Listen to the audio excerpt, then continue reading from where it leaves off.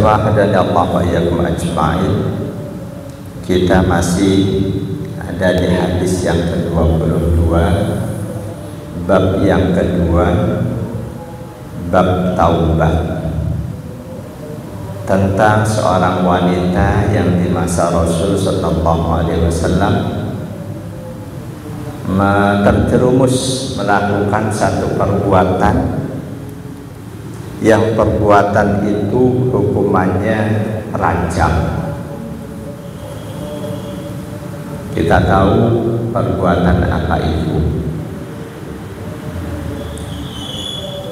Ketika si wanita datang menghadap Rasul, sang wanita ini mengerti adab. Dia sampaikan masalahnya kepada Rasul tidak secara vulgar, tidak dia sampaikan apa adanya perbuatan apa yang dia lakukan. Dia bicara, faqalat ya Rasulullah, wahai Rasulullah, asabtu haddan, aku terjerumus melakukan satu perbuatan yang harus dihukum.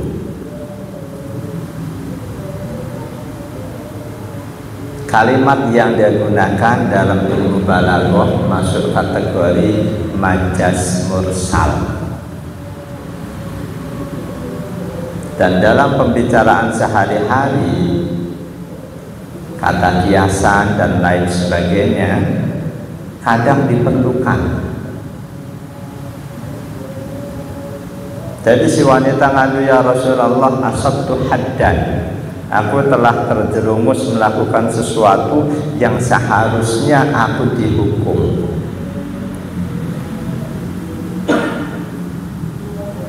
Karena kebetulan perawi hadis sahabat Imran bin Husain memberitahukan bahwa si wanita itu datang dalam kondisi hamil, dan kata sang perawi hadis, hamilnya itu hamil karena perzinahan. Kita tahu dengan pasti bahwa yang dimaksud oleh si wanita, aku telah terjerumus melakukan satu perbuatan yang harus dihukum, maksudnya perzinahan. Tapi si wanitanya sendiri tidak ngomong terus terang kepada Rasul. Beliau gunakan kalimat asabtu haddan, aku telah terjerumus melakukan satu perbuatan yang harus dihukum. Si wanita datang menghadap Rasul meminta untuk dihukum. Fa'akimhu alayya, tegakkan hukuman itu terhadapku.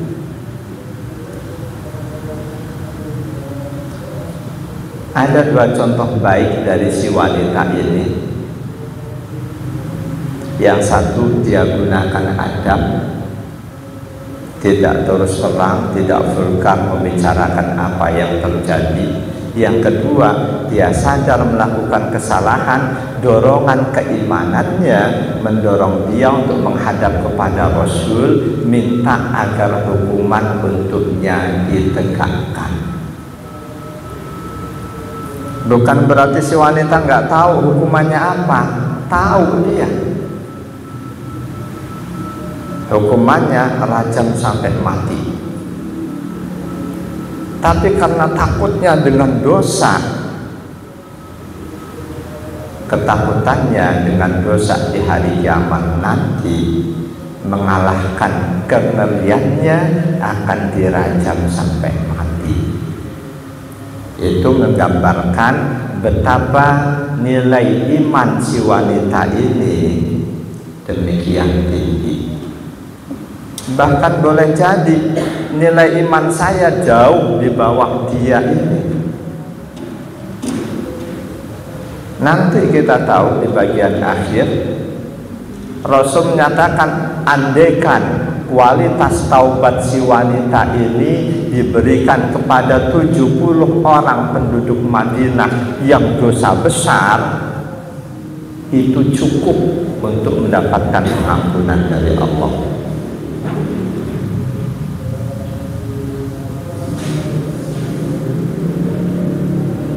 fa'aqimhu alayya, tegakkan hukuman itu kepadaku wahai Rasul.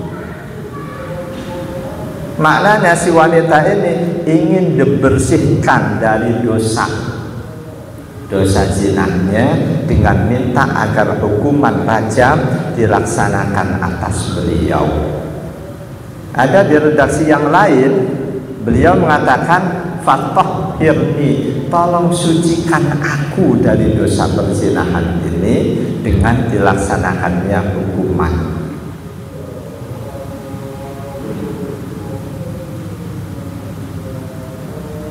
Jamaah dan Allah wa iyyakum ajma'in. Syekh Ibnu Alam menyatakan dalam hadis ini dalilun ala annal hadda yukaffiru dzambal maksiyatil lati haddallah.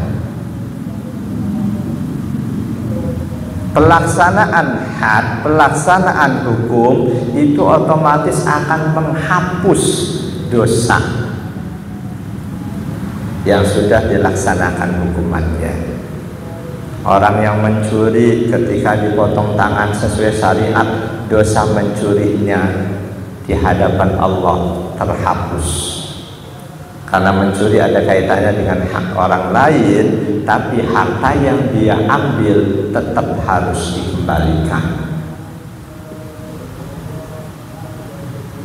Demikian juga dosa-dosa yang lain yang ada hukuman sesuai syariat, ketika hukuman itu dilaksanakan, dosanya di hadapan Allah terhapus. Wa qad jaa dzalika sharihan fi hadis Ubadah bin As-Samit. Bahkan bahwa ketika hukuman dilaksanakan, hukuman sesuai syariat dilaksanakan, itu bisa menghapuskan dosa secara sore, secara gamblang, ada dalam hadis dari sahabat Ubadah bin As-Samit radhiyallahu anhu. Wa man fa'ala syai'an min dalika fa'uqiba bihi fid dunya fa huwa kaffaratuh. Lengkap hadisnya, kata sahabat Ubadah, kunna indan Nabi sallallahu alaihi wasallam. Waktu itu kami beberapa orang sahabat sedang bercengkrama bersama Nabi. Nabi setiap kali bercengkrama dengan sahabat tidak kosong, pasti penuh dengan hikmah, penuh dengan ilmu. Nggak ada ngobrol ngalor ngidul, apalagi gibah. Ketika Rasul sedang didampingi beberapa orang sahabat, qala, beliau bersabda, bay'uni ala alla tusyriku billahi syai'a wa la taqtulun nafsal lati harramallahu illa bil haqq wa la taznun wa la tusyriku. Kalian sahabatku, baiatlah kepadaku, bersumpah setialah kepadaku, berjanjilah kepadaku untuk tidak menyekutukan Allah, tidak membunuh jiwa yang haram dibunuh, tidak berzina, tidak mencuri. Faman waffa minkum fa ajruhu 'ala Allah. Barang siapa yang sudah berjanji setia, bersumpah untuk tidak melakukan hal-hal itu, dan dia tepati, pahalanya ada di sisi Allah. Wa man asaba min dzalika syai'an, barang siapa yang lepas diri, terjerumus melanggar salah satu di antaranya, fa'uqiba bihi fid dunya, lalu dia dihukum sesuai syariat, fahuwa kaffaratuhu, maka hukuman itu adalah penebus untuk dosanya. Wa man sutira alaihi, barang siapa yang melakukan dosa tapi nggak ketahuan oleh aparat, tidak ketahuan oleh polisi syariah, atau tidak mengadu kepada amir, ditutup oleh Allah, fa amruhu ilallah, urusan dia dengan Allah. Insya'a adzabahu, jika Allah kehendaki nanti dia akan tetap disiksa karena belum dihukum secara hukuman syariat di dunia. Wa insya'a ghafara lahu, jika Allah mau Allah bisa ampuni dia. Berzina nggak ketahuan, karena nggak ketahuan nggak mendapatkan hukuman rajam. Nanti urusannya di akhirat, urusan dia dengan Allah. Boleh jadi Allah akan siksa dia, boleh jadi Allah akan ampuni dia. Jadi bahwa hukuman syar'i ketika diterapkan di dunia kepada pelaku perbuatan dosa yang memang hukumannya ditegaskan oleh syariat, maka pelaksanaan hukuman itu jadi penghapus dosanya di hadapan Allah nanti. Wala na'lamu fihi khilafan, kata Syekh Ibnu Alan, dalam hal ini tidak ada perselisihan pendapat, asalkan pelaksanaan hukuman itu benar-benar dilaksanakan sesuai syariat. Ketika harus dirajam ya dirajam benar-benar. Ketika rajamnya sampai mati ya sampai mati. Ketika rajamnya 100 kali ya dirajam benar-benar, bukan tenaganya dikurangi, benar-benar sekuat tenaga al-huju. Dan dianya pun harus ada niatan taubat dari perbuatan dosanya seiring dilaksanakannya hukuman itu kepadanya. Ketika ada seorang pencuri ketangkep polisi syariah, karena ketangkep terpaksa dipotong tangan, tapi dalam hatinya nggak ada rasa taubat dari pencuriannya, ini tetap akan ada hukuman di akhirat nanti. Nah, wanita ini dengan datang rela, tidak ada paksaan, bahkan minta dilaksanakan hukuman kepada beliau, itu menunjukkan betapa dia sangat bertaubat, sangat menyesali perbuatan salahnya, tak dia melakukan dosa zina. Jamaah dari Allah wa iyyakum ajma'in. Ketika orang yang melakukan perbuatan dosa yang ada hukumannya, apakah itu hukuman dia, apakah itu ya macam-macam yang ada hukumannya, membunuh dibunuh, yang merusak anggota tubuh ya dibalas dengan dirusak anggota tubuhnya, mencuri potong tangan, berzina dirajam, tergantung zinanya muhson atau gairu muhson. Ketika pelaku kemaksiatan itu sudah diketahui oleh aparat pemerintah, polisi syariah, harus dilaksanakan hukuman. Rasul pun melaksanakan hukuman terhadap si wanita tadi, meskipun bukan Rasul langsung, Rasul suruh perwakilan beliau untuk melaksanakan hukuman itu.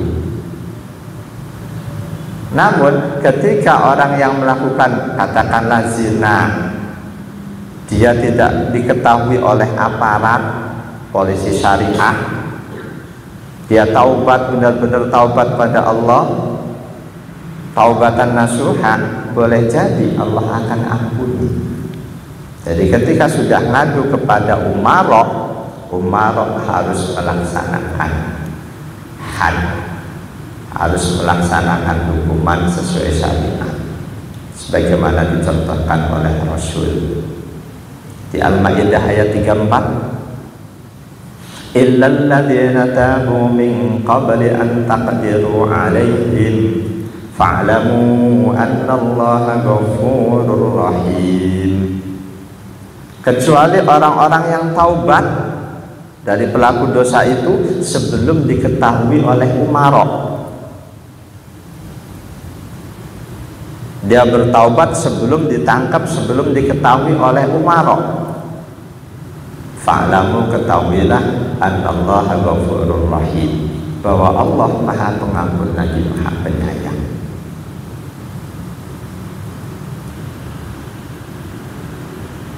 Mayoritas mufassir menilai Al-Maidah 34 tadi kecuali orang-orang yang melakukan pelanggaran tapi belum ketangkap, belum diketahui oleh pejabat, oleh umarok.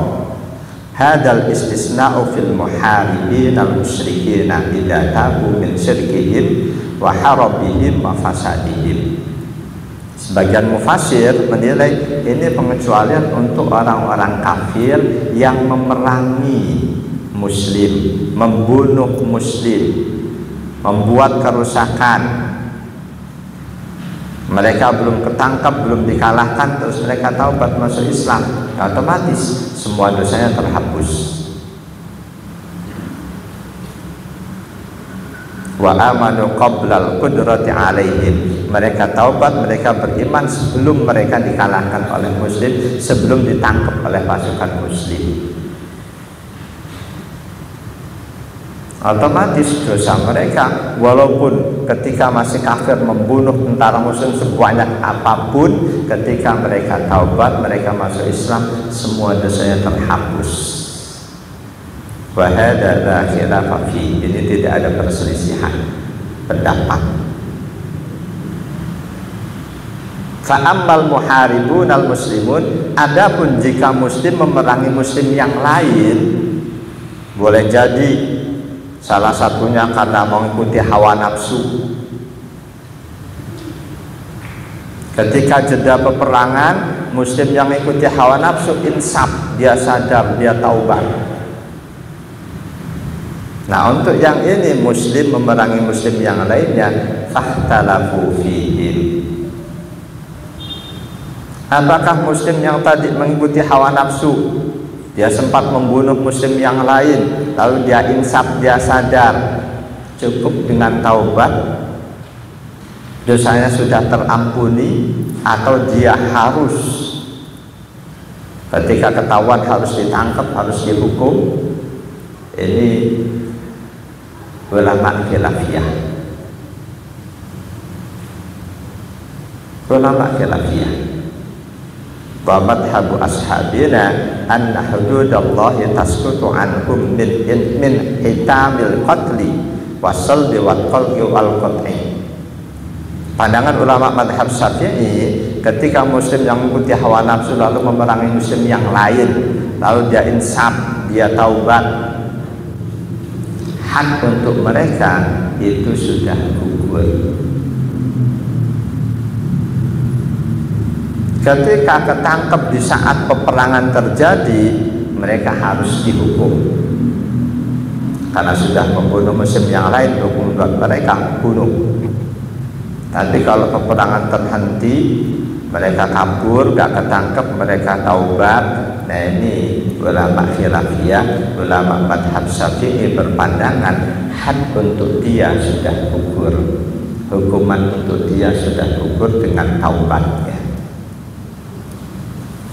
Jamaah dan Allah ya ajma'in. Kenapa si wanita tadi tidak merasa cukup dengan taubat? Kenapa tidak merasa cukup dengan taubat?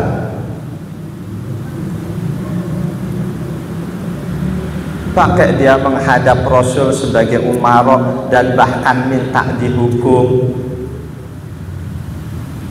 Andaikan si wanita tadi mencukupkan diri dengan taubatnya, dengan kualitas taubat yang selanjutnya disampaikan oleh Rasul, pasti Allah ampuni tanpa harus dia mengakhiri hidupnya di dunia dengan dirajam.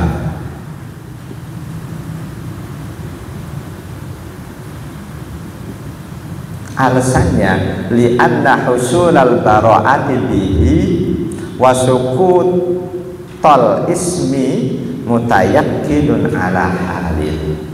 Karena kalau cuma dengan taubat hukuman tidak dilaksanakan, terbebasnya dia dari dosa masih sama. Terbebasnya dari dosa masih samar, yang tahu cuma Allah. Tapi dengan dilaksanakan hukuman sesuai syariat, pasti dia sudah bebas dari hukuman. apalagi hukuman sesuai syariat itu atas perintah Rasulullah. Jadi si wanita ini ingin mendapatkan kepastian dosa zinanya diampuni oleh Allah dengan dia mendatangi Rasul, dia minta dihukum sesuai dengan hukum syariat.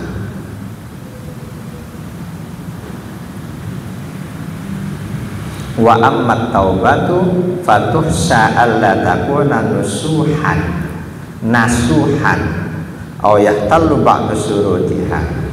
Kalau cuma dengan taubat masih ada dikhawatirkan jangan-jangan taubatnya enggak masuk kategori nasuha, atau jangan-jangan ada di antara syarat taubat yang tidak dia penuhi. Karena itu fa'aradat husulal bara'ati bitariqin mutayakkinin duna ma yatrukuhul ihtimal.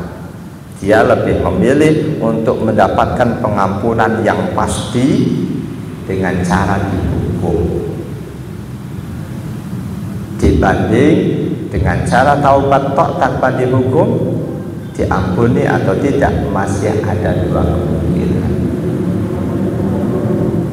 Andai kan dia nggak ngadu ke Rasul, otomatis dia nggak akan dihukum karena nggak ketahuan bahwa dia berzina. Jadi di masa Rasul, sepengetahuan saya, nggak ada orang dirajam karena perzinahan disebabkan laporan dari orang lain. Yang ada karena si pelaku ngaku menghadap Rasul dan ngaku. Kalau dihukum rajam karena laporan dari orang lain, dari pengaduan, sepengetahuan saya tidak ada di masa Rasul. Karena sulit untuk menjadi saksi perzinahan. Ketika seseorang, laki perempuan, dua orang bukan mahram masuk kamar, kita awasin, lalu lampu dimatiin, kita lapor, Pak Hakim, kemarin aku lihat dia berzina. Ini yang lapor bisa kena. Bener kamu lihat, coba ceritain, kemarin dia masuk kamar berdua, lampu dimatiin, di dalam ngapain? Nggak tahu, berarti dia yang kena hukuman. Belum tentu di dalamnya dia berzina. Jadi sepengetahuan saya, di masa Rasul hukuman rajam untuk perzinahan karena pelakunya ngaku menghadap Rasul minta dihukum, bukan karena laporan orang lain. Kalau laporan harus ada 4 saksi yang menguatkan. Jemaah dari Allah ya ajma'in. Ketika sudah yakin dengan pengaduan si wanita, dia minta dihukum karena dia melakukan kesalahan yang hukumannya memang harus dirajam.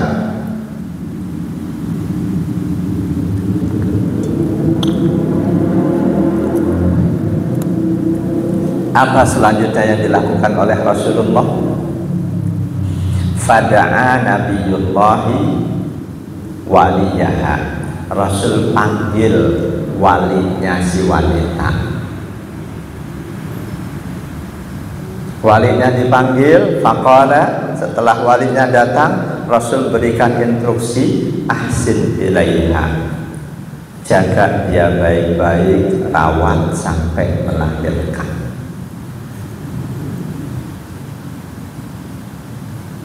Kenapa Rasul perintahkan hal ini? Karena dikhawatirkan qabilahnya nggak terima kamu mempermalukan kami, lalu dia diapain, disiksa atau diapain oleh anggota qabilahnya. Karena Rasul suruh walinya jaga dia baik-baik sampai melahirkan, sayangi dia. Ketika selanjutnya sudah melahirkan, faidah wadu'at, ketika nanti dia sudah melahirkan, faktini biha, antarkan dia menghadap kepadaku. Di sini pun mengandung pelajaran bahwa had atau hukuman dalam Islam boleh ditunda pelaksanaannya asal alasannya alasan syar'i. Si wanita udah lapor ke Rasulnya, Rasulullah, aku melakukan perbuatan yang harus dihukum. Nggak langsung saat itu dihukum, tapi ditunda sampai dia melahirkan. Redaksi hadisnya cuma sampai melahirkan, nggak sampai tetein sampai sekian bulan baru bawa ke sini, enggak. Cuma sampai melahirkan.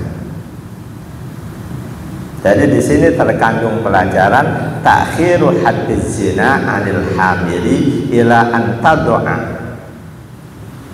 penundaan pelaksanaan hukuman buat wanita yang berzina yang sedang hamil sampai melahirkan.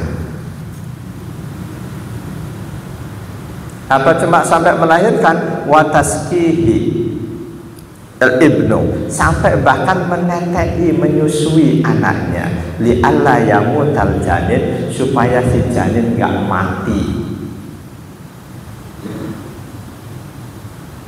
Wa huwa mujma'u alaih. Bolehnya penundaan hukuman seperti ini, kasus wanita berzina sedang hamil, tunda sampai melahirkan, lahir tunda sampai dia cukup, bayinya menyusu pada dia, mujma'u alaih. Ini disepakati oleh seluruh ulama.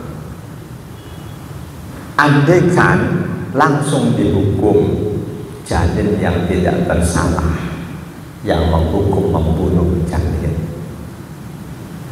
nggak boleh. Ini nggak cuma ini, dosa apapun, perbuatan pidana apapun dalam Islam, pencuri potong tangan.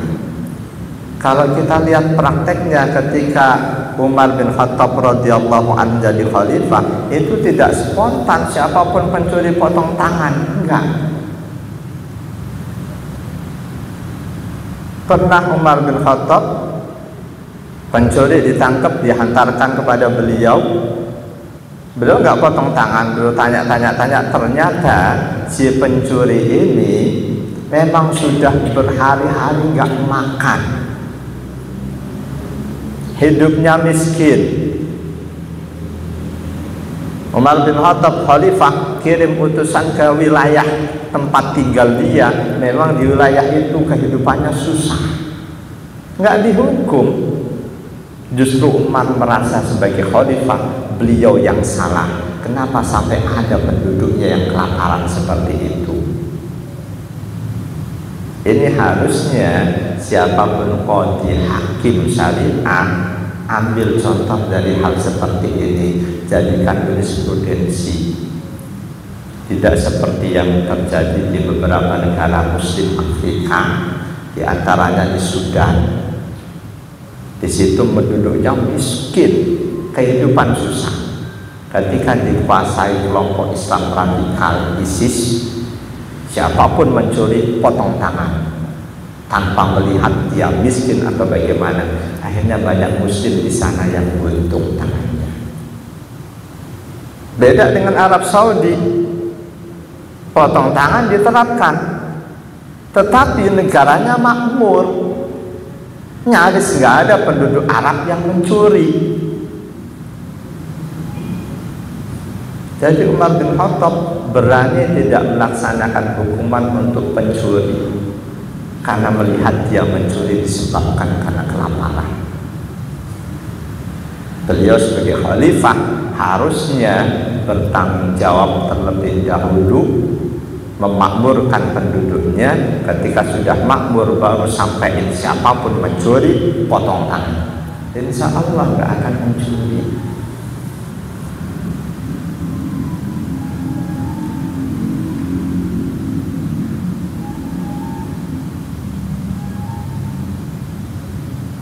Jamaah dan Allah yakum ajma'in.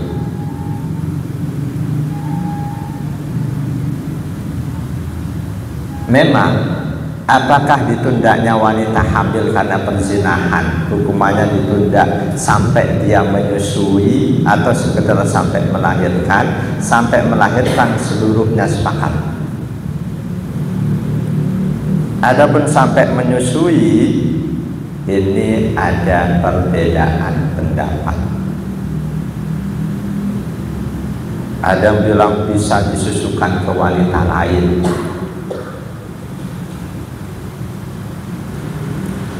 Fafa'ala.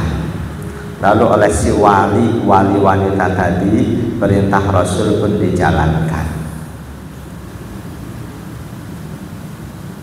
Ketika tiba waktunya untuk dibawa kembali menghadap Rasul, fa'amara biha Nabiullah. Rasul pun berikan aturan, perintahkan kepada pejabatnya, al-kujunya, bi'antahayya alir rajmi, disiapkan untuk pelaksanaan rajam. Si wanita itu wanita muhsanah, wanita yang punya suami atau pernah punya suami, kok berzina, rajamnya sampai mati. Persiapannya berupa apa? Fasuddat 'alaiha siyabuha, ditutup sekujur tubuhnya dengan kain. Summa amara biha, setelah rapat ditutup di tempat perajaman, dilaksanakanlah perajaman itu. Rasul perintahkan orang lain untuk melaksanakannya, beliaunya tidak hadir di situ. Rasul tidak hadir. Tidak hadirnya Rasul sebagai umara, sebagai amir, sebagai imam, dalalatun li madhhabis Syafi'i wa muwafiqihi annahu la yalzimul imamu hudurur rajmi. Ulama madhab Syafi'i mengambil dalil dari kisah itu bahwa seorang imam khalifah tidak harus menghadiri pelaksanaan hukuman, mau rajam, mau potong tangan, mau kisos, membunuh, dibunuh, imam pemimpin tidak harus hadir. Ini pandangan ulama madhab Syafi'i dan ulama lain yang sejalan dengan madhab Syafi'i. Wa kada la yalzimus syuhudu idza sabatat bi syahadatihi. Begitu juga ketika hukuman itu karena ada yang bersaksi, saksinya tidak harus hadir dalam pelaksanaan hukuman ketika persaksiannya sudah diterima oleh hakim. Tapi pandangan lain, ulama Imam Abu Hanifah dan Imam Ahmad bin Hanbal, beliau berpandangan yahdurul imam mutlaqan. Imam Amirul Mukminin wajib menghadiri pelaksanaan hukuman itu. Tapi di Arab Saudi prakteknya ketika ada potong tangan segala macam, itu Raja Arab tidak hadir di tempat.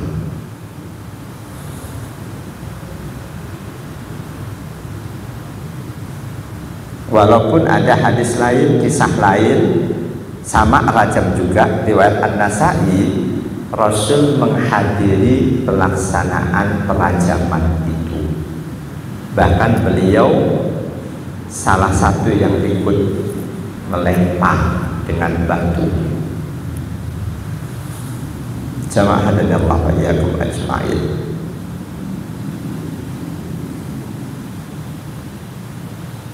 Summa ba'da ghusliha wa takfiriha, ketika rajam sudah dilaksanakan, si wanita meninggal 1 menit lagi waktu isya,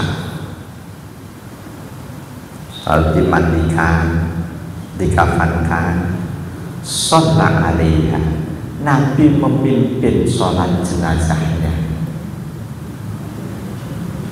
Nabi memimpin sholat jenazahnya.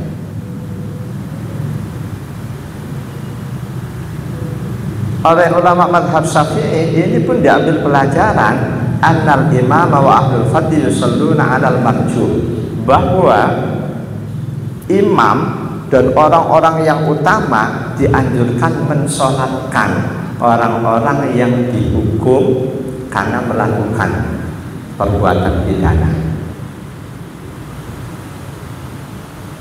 Beda kalau mereka yang bukan dihukum bunuh diri, dosa besar. Boleh jadi yang bunuh diri dia nggak taubat.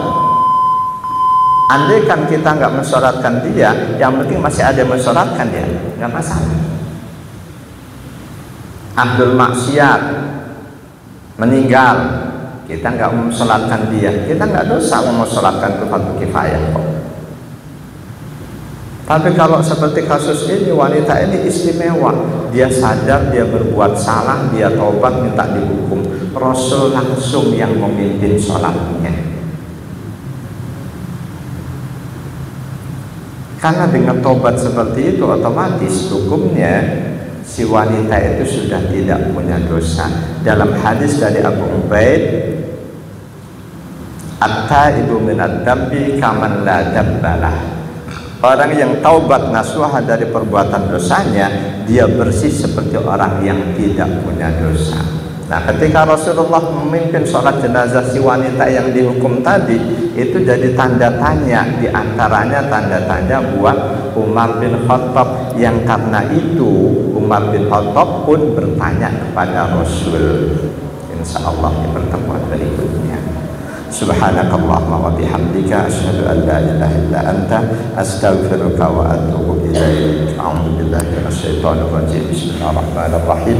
Alhamdulillahirabbil alamin. Allahumma shalli wa sallim ala sayyidina Muhammad wa ala alihi washabbihi ajma'in. Allahumma rabbana inna nas'aluka imanan la yartaddu wa nas'aluka qurrata 'ainin la tanqati'u wa nas'aluka murafaqata nabiyyika Muhammadin sallallahu alaihi wasallam fi a'la jannatil khuld. Rabbana atina fid dunya hasanah wa fil akhirati hasanah wa qina adzabannar. Walhamdulillahirabbil alamin.